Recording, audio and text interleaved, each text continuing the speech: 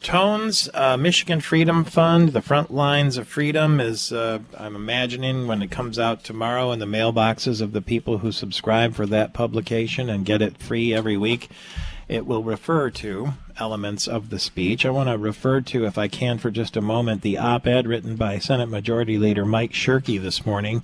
And I don't know if you had a chance to look at it yet, but it's more interesting than the speech in that its poison pen came out. And he says that Democrats are attacking him and other Republicans, and here's why. He said the Democratic Governors Association sent out a press release filled with falsehoods, lies, and innuendos. And he said we should understand why they're on the attack. The reason is that the governor is destroying entire sectors of our economy with the closure orders. 3,000 restaurants, for instance, have closed. He says she's done it without metrics and on a whim, disregarding the negative impact of her policies on the lives and the spirits of the citizens. And he says people in Michigan are figuring it out, and the lies and scurrilous misrepresentations made about Republicans are BS. And then he says the time has come for us to explore the need to change who's going to be in the executive office in 2023. Now, if you close an op-ed like that, you begin to wonder, is that person throwing their helmet in the ring and running? But he said previously that he's not. So what do you make of that op-ed and the way he closed it out? Gosh, I wish he would be a little more clear with where he stands on things. It's difficult to tell there. Well, he even refers to the fact that former Governor Snyder facing criminal charges from the Attorney General, and he said, what happened in Flint is murky, but there's little doubt that putting elderly people back into nursing homes has caused deaths, and that's some serious talk there, and therefore you could draw the assumption that he's suggesting that Governor Whitmer could be charged with those deaths in the way Governor Snyder's being charged in the Flint crisis. He's not pulling any punches, is he? No, he's not. And, he doesn't. He has a history of being very direct, and I think, I appreciate that, and I think the state of Michigan appreciates that. And, whether or not he's reconsidering the thought of running for governor, I really don't know. I couldn't get in his head and begin to speak for him. But, what he says is quite true, that there's been just an absolute disregard for other voices throughout the last year.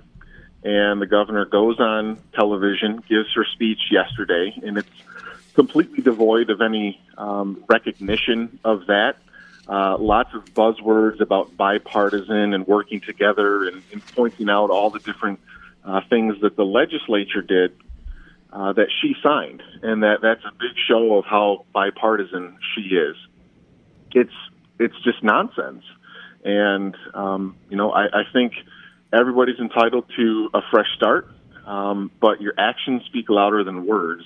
And the fact that this governor pretends as though things that got done because of the legislature is doing the heavy lifting are her doing, and that she gets the credit for it, doesn't speak well of where we're going this term.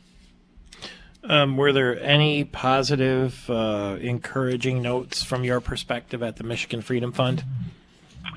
When I think back, and I did watch the speech, it was, what stood out to me was it was, in many ways delusional in terms of, trying to, much the way that President Biden, his speech about unity and bringing everybody together, and then immediately set to work launching, culture war offensive through executive orders.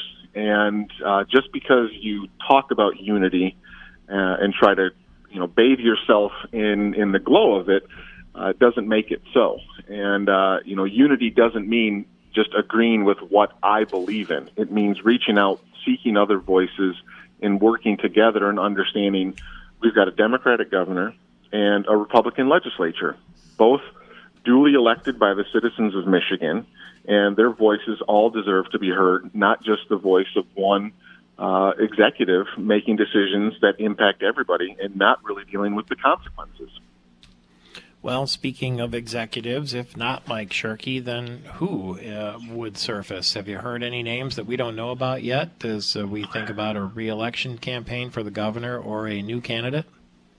Nothing that I've heard that's new. Just that we hear kind of the same names of folks like Senator Shirkey or maybe former Speaker Chatfield and others. But I think there's a real opportunity to take on this governor and to defeat her for the very reasons I've just laid out. And maybe it's somebody we haven't thought of. Maybe it's somebody who they've just been trying to go about their business and run a restaurant, but they've been unable to do so. So maybe somebody comes from that world, and they'll have a very compelling story to tell if they do that.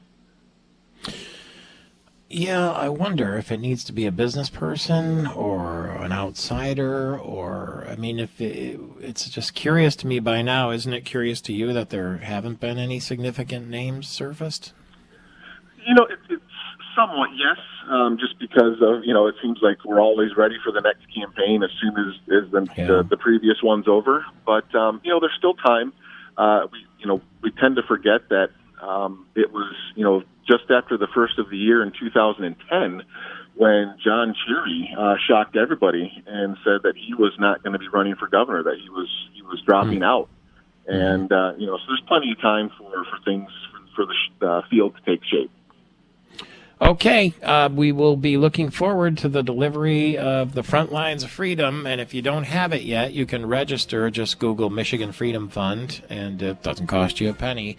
Enter your email, and you'll get it every week. You'll get Tony Daunt here, too, on this program through the AT&T microphones. It's Michael Patrick Shiels.